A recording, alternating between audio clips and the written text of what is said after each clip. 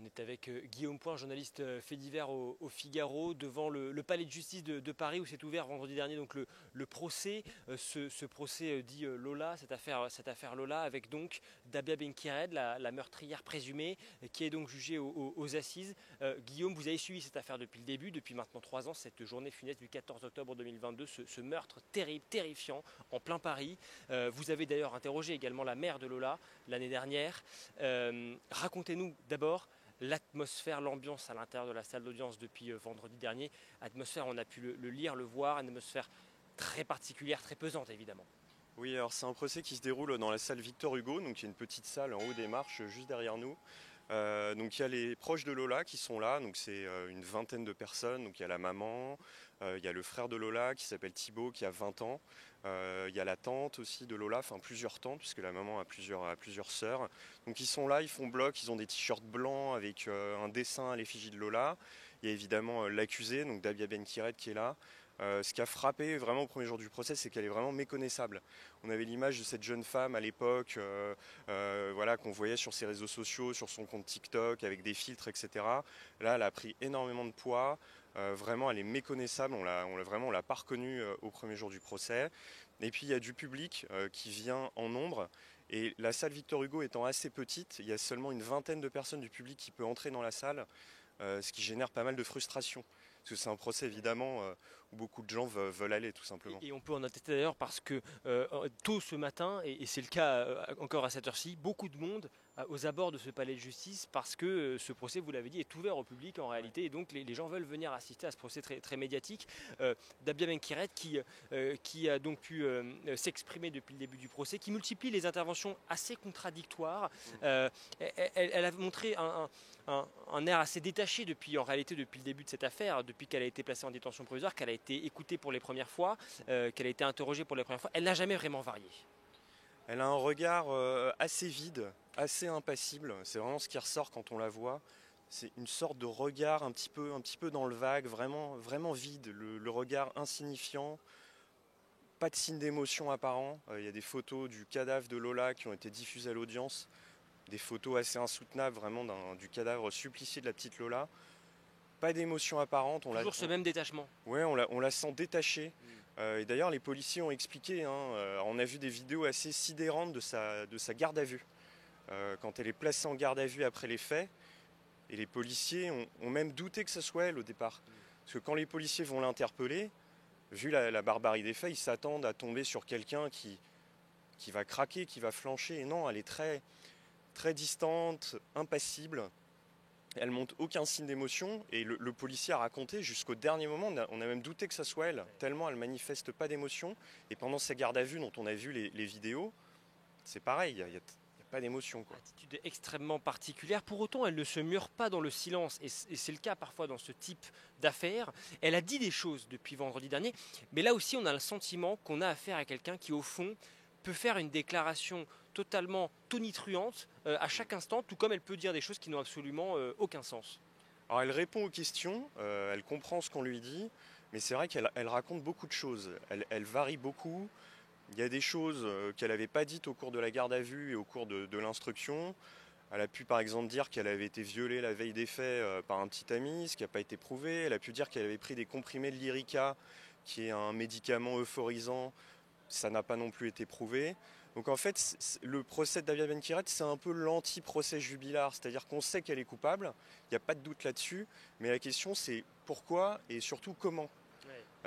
Non, c'est surtout pourquoi en fait, c'est le mobile en fait qui pose vraiment question. Et justement, est-ce que Guillaume, ce procès qui a donc ouvert vendredi, vous avez suivi chaque jour de ces audiences, est-ce que le procès a permis aujourd'hui d'avancer à ce stade, nous sommes mercredi, dans la manifestation de la vérité précisément ?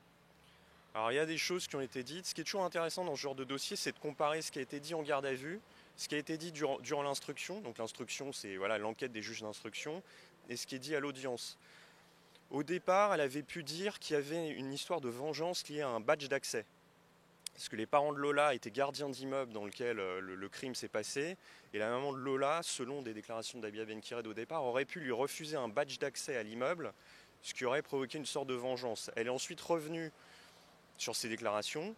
Il y a le potentiel mobile financier qui a été discuté, Ce qu'après les faits, donc Dabia Benkired, on la voit sur la vidéosurveillance traîner cette énorme malle avec le corps de Lola à l'intérieur, elle rencontre une connaissance du quartier et elle va lui présenter la malle. Et là, elle lui dit j'ai des choses à te vendre, et elle ajoute j'ai un rein à te vendre. Donc il y avait le mobile financier qui a été exploré. Il y a eu à un moment donné l'histoire du sacrifice humain qui a été discutée. Parce qu'en fait, Dabia Benkired, sur son téléphone, les enquêteurs ont retrouvé des recherches avec sacrifier un humain pour devenir riche. Donc ça a posé question. Et hier, il y a eu un autre mobile. En fait, Dabia Benkired avait une relation avec un jeune homme qui était très toxique, très conflictuel, très chaotique. Et le jour des faits, il s'envoie vraiment des messages orduriers. Que je vais pas raconter ici, qui sont vraiment orduriers. Voilà, il la traite de tous les noms, il s'insulte, etc. Et en fait, cet échange de messages intervient un quart d'heure avant la rencontre de Dabia avec Lola. Et ce qu'elle a pu dire hier, c'est en fait, j'avais la haine contre ce petit ami, j'avais envie de me venger de lui, mais je m'en suis pris à Lola. Donc Lola, finalement, sera une sorte de victime collatérale d'une vengeance d'ordre sentimental un peu floue. Ce qui est important, vous l'avez dit Guillaume, c'est qu'au fond, ce qui compte, c'est de comprendre quel est le mobile justement. Qu'est-ce qui a pu motiver une telle folie de la part de Dabia Benkired. Est-ce qu'on a espoir là aussi que d'ici la fin du procès, on puisse justement en savoir davantage autour de tout cela? Alors il y a l'interrogatoire de Dabia Benkired qui va commencer cet après-midi. Donc on espère en savoir plus. Est-ce que c'est cette histoire de badge?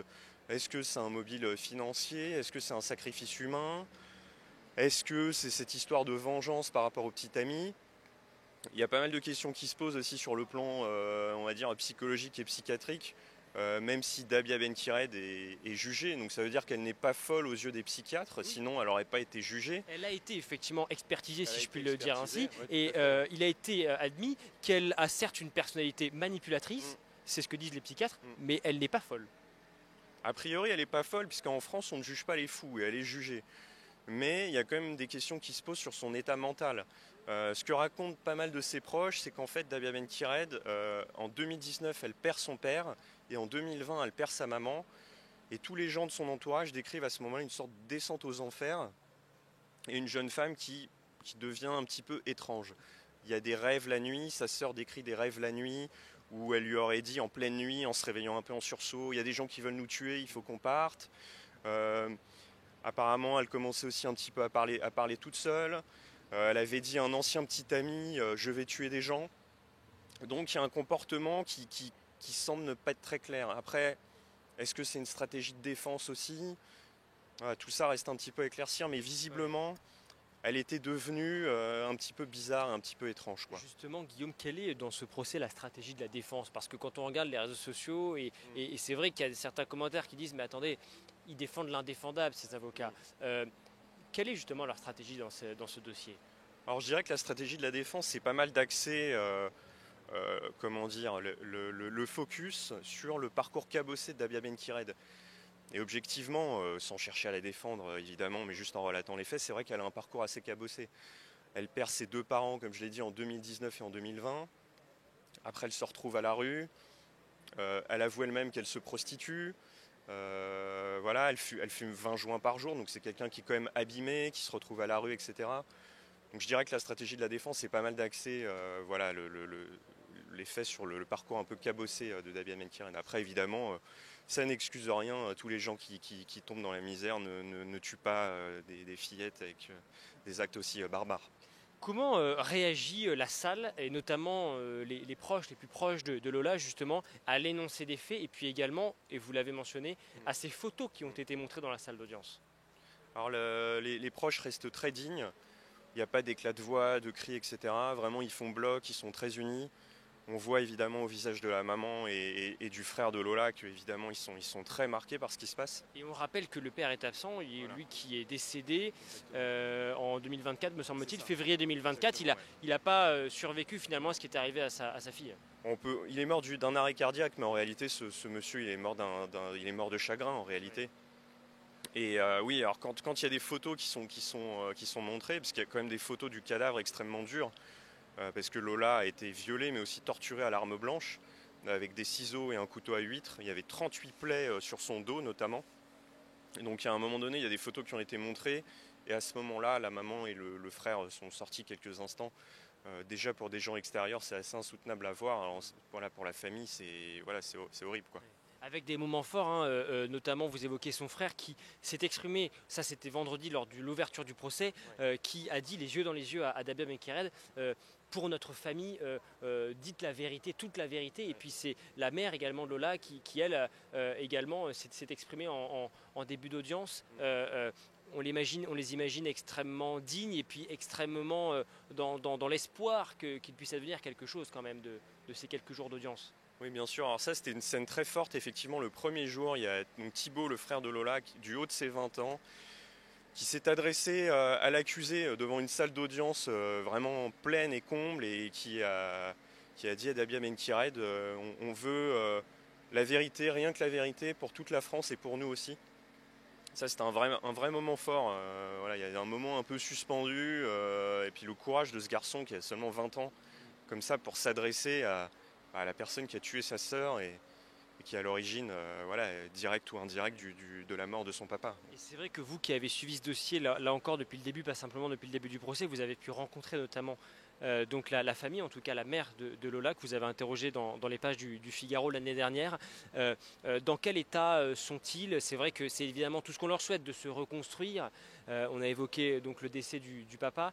On a du mal à imaginer quand même comment ils vont réussir à tourner la page, à passer à autre chose après un drame si terrible. Je pense qu'ils attendent des réponses, ils attendent le pourquoi, le comment. Et c'est tout l'enjeu de cette fin du procès. Voilà, il y a des choses qui sont clairement établies. On sait que Lola a été entraînée dans un appartement, qu'elle a été violée, torturée, tuée. On a ces vidéosurveillances où on voit Dabia Benkired avec la malle. Scène qui est quand même sidérante à voir. On voit cette vidéo où elle traîne la malle avec le corps à l'intérieur, un espèce de couvercle un peu brinque-ballant qui ne ferme pas. Parce qu'elle a été mise, elle faisait 1m55, elle a été mise dans une toute petite malle. Et oui, ils attendent des réponses et on espère en savoir un petit peu plus sur le mobile, le pourquoi et voilà, tout simplement. Est-ce qu'il y a d'autres personnes également qui ont pu s'exprimer, qui vont pouvoir s'exprimer? La question que l'on se pose aussi, c'est celle des autres habitants de l'immeuble qui ont pu croiser en réalité Lola et Dabia Benkired quelques minutes avant le drame. Ils se sont posé la question à un moment donné de se dire, attendez, Lola, elle n'a pas l'air d'aller très bien là. Oui, alors on le voit sur la vidéosurveillance, en fait, quand Lola rentre dans l'immeuble avec Dabia Benkired à côté d'elle, on voit qu'elle n'est pas rassurée sur les images de vidéosurveillance. Alors c'est très furtif, parce que ça dure quelques secondes, mais on voit qu'elle a une mine vraiment pas rassurée. Et un voisin dira, d'habitude elle était toujours joyeuse, souriante, etc. Et là il la sentait préoccupée, quoi. Ce que risque maintenant Dabia Benkired, il va y avoir dans les heures à venir maintenant les différentes plaidoiries et puis les réquisitions. Elle risque la perpétuité incompressible. Objectivement, c'est vrai qu'on a du mal à voir comment elle peut y échapper, alors même que c'est une peine extrêmement rare, la perpétuité incompressible.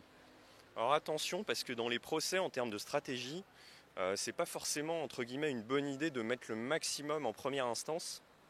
Parce que si on est un accusé et qu'on prend le maximum, qu'est-ce qu'on fait? On fait appel. Donc stratégiquement, c'est peut-être une bonne idée de mettre un tout petit peu moins pour ne pas qu'il y ait appel. Mais effectivement, je pense pas qu'elle prendra moins de 30 ans. Ça me paraît pas possible. Dernier élément, Guillaume, parce qu'on a évoqué tout à l'heure le fort écho médiatique de ce procès. On peut en attester aussi, donc je le disais, avec ces foules, là, cette queue de gens qui attendent aux abords du palais de justice, énormément de journalistes également, et c'est le cas notamment en salle de pas perdue tout au long de la journée. Vous devez vous inscrire d'ailleurs 2 fois par jour avec beaucoup d'avance. Racontez-nous aussi, là aussi, l'ambiance, l'atmosphère entre journalistes, avec également les gens qui viennent peut-être vous poser des questions. C'est un procès qui est très attendu. Les Français suivent cela de près parce que c'est une affaire qui a vraiment ému la France entière lorsque c'est arrivé il y a maintenant 3 ans. On sent que c'est un procès très attendu, effectivement. Il y a tous les ingrédients, on va dire, de l'affaire criminelle qui touchent les gens. Ça se passe en plein Paris, en pleine journée, dans l'immeuble où habitait la jeune fille avec ses parents. Donc évidemment, ça a choqué tout le monde. Et puis, la barbarie des faits. Moi, j'avoue qu'en travaillant sur ce dossier, j'avais pas forcément... Alors évidemment, j'avais mesuré l'horreur des faits, mais là, en voyant les photos tout ce qu'a subi cette petite. Elle est morte asphyxiée avec du scotch. Elle lui a scotché le visage en entier. C'est ignoble et on comprend que les gens, évidemment, soient choqués, quoi. Et que les gens attendent au fond une peine exemplaire dans ce type d'affaires. Oui, tout à fait. Ouais, ouais. Les gens attendent que la justice soit à la hauteur et puis la famille avant tout, quoi.